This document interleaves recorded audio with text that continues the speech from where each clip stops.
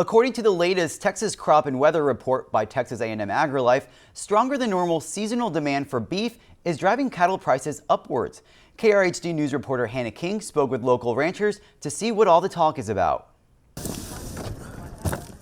From the pasture to the processor, KD Bar Cattle Company in Caldwell says demand right now is difficult to keep up with, and getting meat processed is a challenge. And the biggest problem is there's a shortage on the processing plant, being able to get stuff into the processing plant. Dowling says the interest from folks wanting to know where their meat comes from has increased popularity on local farmers markets, which has also added stress on processing plants. Normally, I have a big walk-in freezer full, and right now I'm at the bare minimum waiting to get 6 head back from the processor. Dowling says he raises cattle himself, takes it to the processor, picks it up and sells it directly to the consumer, and says much of what he sells goes extremely fast. I do the ground beef, all the sausages, it's grass-fed Longhorn. People like it because it's very lean, plus I also have the bison.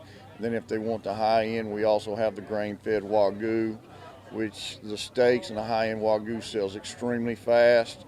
I cannot keep them in stock. Dowling says more and more people are shopping local because they want to know where their protein comes from and will pay to know those details. And people want to pay a premium for it to get what they want and know where it comes from, how it was raised, how it was treated, what kind of shots it had. Similarly to Dowling, another vendor selling meats at the Brazos Valley Farmers Market says at the peak of the pandemic, when grocery stores were running out of meats, it forced people to think of another option, like supporting local. COVID has really opened people's eyes about our food chain. So when COVID first started, my sales increased from first quarter to second quarter by 130%.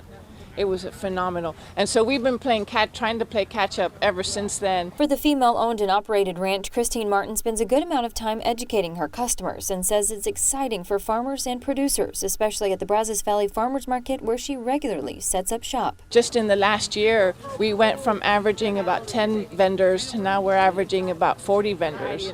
We've even got a few meat vendors, and we still can't produce enough to satisfy the demand. Local ranchers and farmers say more and more people are learning they have another option and can learn more about where their food is coming from. Reporting in Bryan, Hannah King.